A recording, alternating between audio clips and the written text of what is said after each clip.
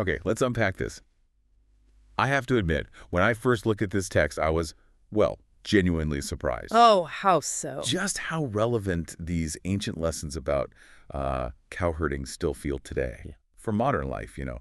It's sparked some real aha moments for me. That's often the case with these core teachings. Right. Imagine this ancient text giving you a kind of shortcut to personal growth, effective management. And it's all wrapped up in this analogy about, well, cowherds. It's a classic technique. So today, in this deep dive, we're looking at the 3 Mahāgopālasuttaṃ. You might know it as the Discourse on the Great Cowherd. Mm. And our mission really is to pull out the practical wisdom. How can tending cattle be a blueprint for, cultivating your own growth, your own well-being? This isn't just dusty history. It feels incredibly actionable. Absolutely. And what's fascinating, as you mentioned, is how these ancient texts brilliantly use these everyday analogies, like a cowherd and their herd. It wasn't just clever. It made complex philosophical ideas really accessible. And memorable, too. Exactly. Memorable for everyone, not just scholars. It's a timeless way to teach, showing that wisdom often hides in plain sight, in the everyday. Yeah, absolutely. So the discourse kicks off by laying out what makes a cowherd incapable, right? Unable to manage a herd well. It lists 11 specific problems. 11 specific deficiencies. But the real twist, and this is where it gets interesting for us, is how it maps those same 11 points onto a spiritual practitioner, a monk. Yes. So what's that core parallel the text really wants us to grasp? What's the connection between a bad cowherd and a monk who's struggling? Well, the text draws a very direct, very potent parallel. Think of it like this. A cowherd's job is to keep the herd safe, help it thrive, grow healthy. Right. Makes sense. For the monk, their herd is really their own spiritual development, their inner state, and also the well-being of the community, the other practitioners. Ah, okay. So it's internal and external. Precisely. Just like a cowherd's failures harm the herd, a monk's failings directly block their own spiritual progress and the flourishing of their practice. It's about self-management and community responsibility all rolled into one. Okay, so let's get into these pitfalls. It struck me how they start with just basic understanding, then move to internal challenges, and then kind of outward to responsibilities. Where does the text begin? It starts right at the foundation, a lack of basic knowledge. Right. Verse 1, the incapable monk is described as not knowing form. The Pali is rupanyu. Rupani, yes. And the text explains this means not truly understanding all form, the 4 great elements, and the form that comes from them. It sounds like a really fundamental lack of understanding reality itself. That's exactly it. If a cowherd doesn't get the basic nature of cattle, what they are, their needs, how can they possibly care for them? Impossible. Right. And for the monk, it's about not grasping the basic building blocks of existence. This is critical because, well, whether you're tending cows, managing a project, or trying to cultivate your own mind, you can't act effectively without understanding the reality you're dealing with. You'd just be guessing, right? Yeah. Building on shaky ground. Exactly. Operating on assumptions, not truth. Building on quicksand, as you say. Okay, that makes sense. If you don't know the ground, everything else is wobbly. So if not knowing form is about that foundational reality, what about how we judge situations or people? That brings us to the second point. Not skilled in characteristics lakankusala. Lakukusalo. For a monk, this means failing to truly see that, and this is a quote, a fool is characterized by deeds, a wise person is characterized by deeds. Actions speak louder than words. Essentially, yes. A good cowherd knows the traits of the animals which one leads, which tends to wander off. Right. Similarly, a monk needs to discern actions and their consequences. To understand that real character, fool or wise, shows up in behavior, not just talk or appearances. The universal lesson here is about discernment. Look past the surface. Evaluate based on actions, not just claims or intentions. It's crucial for making wise choices. That really hits home. We often judge by words, but actions. Actions reveal. Okay, what about dealing with internal stuff? Negative thoughts, maybe? That's a third point, isn't it? Not treating the diseased asaika saita. This means not abandoning, dispelling, or eradicating unwholesome thoughts that have come up. Things like sensual desire, ill will, thoughts of harm. Like mental illnesses? You could think of them as spiritual diseases, yes. A sick animal needs immediate care, otherwise it spreads, right? Yeah, definitely. An incapable monk lets these negative mental states just fester. They take root instead of being actively dealt with, purified. The insight here is about proactive mental hygiene. Proactive mental hygiene. I like that phrasing. don't let negativity linger. Address those mental or emotional ailments quickly before they infect your whole well-being or even your environment. So it's not just stopping bad thoughts, but actively treating them, okay? And flowing from that internal protection, there's also guarding against external problems, right? That's point 4. Not covering wounds. Precisely. For the monk, this is about not guarding the sense faculties: eye, ear, nose, tongue, body, mind. All the senses. Yes. Guarding them to prevent unwholesome states like greed or distress from popping up when interacting with the world. Just like a cowherd protects a wounded animal from more harm, or covers a wound to stop infection. You need to protect your mind. Exactly. Protect your mind from being overwhelmed by everything coming in. It means being mindful of what you let into your awareness. For us today, that translates to, say, setting healthy boundaries around news or social media. Or maybe choosing your environment carefully. Yes. Choosing environments that don't constantly trigger negativity. It's about building resilience against those external stressors, consciously. So like being mindful of what we doom scroll or how we react to stressful work emails, not letting the outside noise hijack our inner peace constantly, protecting that mental space. That's a great way to put it. Okay, now let's shift a bit. What about sharing what you know? Point 5 is not making smoke. Dhammakata. The text explains this as not extensively teaching the Dhamma, the teachings as you've heard and learned it. Making smoke. Like signaling. In ancient times, smoke could signal many things: a camp, a warning, maybe a hearth, a place to gather. For the monk, not making smoke means not sharing their wisdom. Keeping it to yourself. Right. If you have valuable knowledge, especially knowledge about liberation, keeping it bottled up limits its impact. Others can't benefit. It highlights a powerful truth. Wisdom's value isn't just in having it, but in sharing it. Creating ripples, not a stagnant pool. Beautifully put. And true understanding often gets deeper when you try to explain it to someone else. That's so true. Teaching really forces you to clarify your own thoughts. Okay, but what if you're the one needing help? That brings us to number 6. Not knowing forwards to Tathājanati. This means not going to learn elder monks, the ones who really know the teachings, the discipline at the right times to ask questions, to get doubts cleared up. A ford is a safe place to cross a river, right? Exactly. If the cowherd doesn't know the safe crossings, the herd could get swept away, lost, harmed. For the monk, it's not knowing where to go for reliable guidance. So you just stay confused, or maybe wander off track? Yes, potentially leading to confusion or even danger on the path. It's a critical reminder that, even the most dedicated person needs guidance sometimes. It's about humility, the power of mentorship. Knowing when to ask for help. And recognizing when to seek expert advice instead of just spinning your wheels trying to figure it all out alone. It feels like trying to navigate a huge, complex subject without ever consulting an expert or even a good map. So frustrating. And once you do get those teachings, the next point seems to be about how you receive them.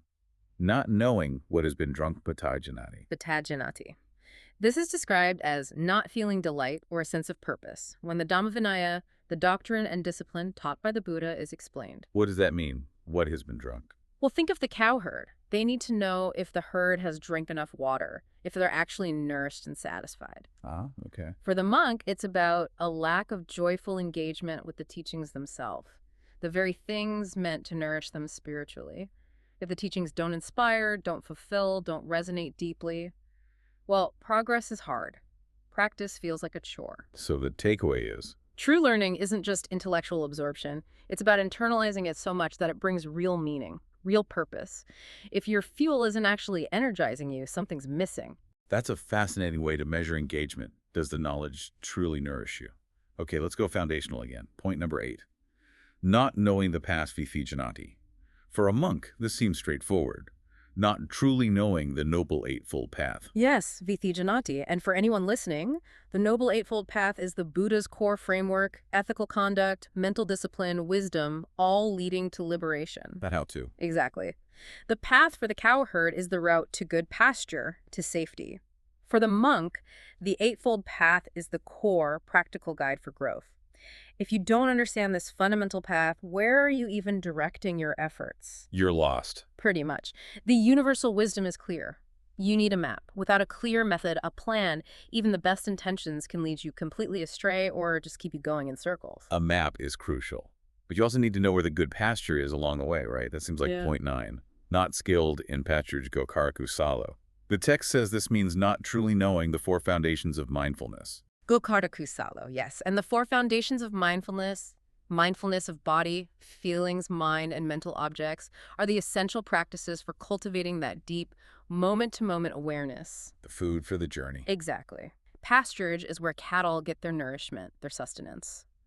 The four foundations are absolutely crucial for spiritual nourishment and insight. If a monk doesn't know how to practice these, they're missing a vital component for growth. So it speaks to knowing your fundamental tools, your resources. You might have the map, the Eightfold Path, but if you don't know how to access or use the nourishment available, the mindfulness practices, you'll still falter. It's about effective resource utilization for sustained well-being. So it's not just knowing what to do, but how to keep yourself nourished along the way. Okay, that brings us to point 10, which touches on managing support from others. Milking completely, leaving nothing, anavasatadohi. Anavasatadohi. For a monk, this means not knowing moderation when receiving essentials like robes, food, lodging, medicine from lay supporters, basically taking too much. Milking the cow dry. Right. A wise cowherd takes milk, but always leaves enough for the calf, enough for the cow's health. It's about balance, reciprocity. And the incapable monk Takes excessively. Doesn't understand sustainability, maybe takes the giver's generosity for granted. This depletes the support system and ultimately undermines their own practice too. There's a profound lesson there. Yes, about sustainable generosity and responsible consumption. In any relationship, any system, always taking without leaving something for others or for the future. It just leads to depletion and breakdown. It's a call for mindful resource management, whether it's stuff, time, or energy. That's a powerful point about management sustainability, not just quick gains. Often overlooked. Okay, finally, the 11th point. Not honoring the lead, Mahāgopālasuttaṃ. Mahāgopālasuttaṃ. This means not maintaining loving-kindness metta in actions, words, and thoughts, openly and privately towards the elder monks, those experienced ones who lead the community. The lead bull of the herd. Exactly. The lead bull guides, protects, sets the pace. For the monk, this refers to the experienced elders who offer guidance, wisdom, stability. And not honoring them. Failing to show respect and kindness undermines the community, undermines collective wisdom. The universal truth here is that successful systems, spiritual groups, teams, even families, they rely on a culture of respect, supporting those who provide guidance and leadership. Fostering harmony, recognizing experience. Yes, it's fundamental for group cohesion and effectiveness. Okay, so looking back at these 11, what's the big picture? What does it all mean? Well, when you look at all these 11 pitfalls together, it becomes clear. These failures, whether you're herding cows or cultivating your mind, they consistently block growth. They stop things from flourishing. They prevent progress. Directly. Each one erodes the conditions needed for well-being and development. They are, essentially, the anti-patterns of effective living and practice. Okay, so we've laid out the problems, the vulnerabilities. But as you said, the text doesn't just leave us there, right? It offers solutions. How does it flip these weaknesses into strengths? Give us that blueprint for flourishing. It's actually remarkably simple, and that's part of its brilliance. The text just inverts each negative point into its positive opposite. It gives us a really clear roadmap for success. So instead of not knowing form, the capable monk achieves a true understanding of reality. They embrace that foundational seeing things as they truly are. Which we said was the starting point. Oh. Exactly. And flipping not skilled in characteristics. The capable monk becomes skilled in discerning wisdom from folly based on deeds. They really get that actions define character. So sharp observation, critical assessment, not just taking things at face value. Got it. Precisely. Instead of not treating the diseased, they are actively abandoning unwholesome thoughts. They practice that proactive mental hygiene we talked about. Negativity doesn't get left to fester. Right, and for not covering wounds. They are guarding their senses to prevent defilements from arising, building those resilient mental and emotional boundaries, moving from being passive recipients to active custodians of their inner state. Okay, and instead of not making smoke, they are extensively teaching and sharing knowledge, creating those positive ripple effects, spreading wisdom. Vital. And when they need help, instead of not knowing forwards, they are seeking guidance from learned elders and clarifying doubts. They know where to find safe passage, wise counsel. It shows humility and wisdom. That makes sense. And receiving teachings, instead of not knowing what has been drunk. They are experiencing delight and purpose in the teachings. The knowledge truly nourishes them. It's not a burden. That internal resonance is key. Yeah, for sticking with it. Okay, and the core map, instead of not knowing the path. They are truly understanding the Noble Eightfold Path. That gives clear direction to all their efforts. And the pasturage, the nourishment, instead of not skilled in pasturage. They are truly understanding the 4 foundations of mindfulness, leveraging those essential tools for deep awareness, knowing how to feed their herd the best spiritual food. Right, and moderation, instead of milking completely. They are practicing moderation and gratitude and receiving support, fostering sustainable relationships, avoiding depletion, finding that healthy balance. A vital lesson for leadership, or just managing your own life. Okay, and finally, not honoring the lead. Becomes showing loving kindness and respect to experienced community elders, building that foundation of respect, harmony, and support. Wow. So these positive qualities, they really do map onto broader ideas, don't they? Absolutely. They directly translate into principles of effective self-management, responsible resource use, building a harmonious community. The beauty is how universal they are, way beyond any monastery. This whole text is like an ancient mindfulness and management guide hiding in a story about farming. Who would have thought? It's such a powerful lesson. This ancient analogy, cowherding, gives this incredibly detailed practical framework. Understanding what helps or hinders growth, not just spiritually, but in anything where you manage resources, yourself, a team, a community. I definitely found myself thinking about my own habits, my own projects as we went through these points. And if we connect this to the bigger picture, this deep dive into the great Cowherd's discourse really hammers home that profound wisdom can pop up in the most unexpected places. Even a farmer's guide to cattle. Exactly. Which I think raises an important question for all of us listening. Okay. Consider your own herd. Maybe it's your personal well-being, your projects, your key relationships, maybe even your team at work. Your herd. I like that. Which of these 11 cowherd qualities do you feel you already embody? And maybe more importantly, which one could you focus on cultivating more deeply right now to foster greater growth and flourishing in that area of your life?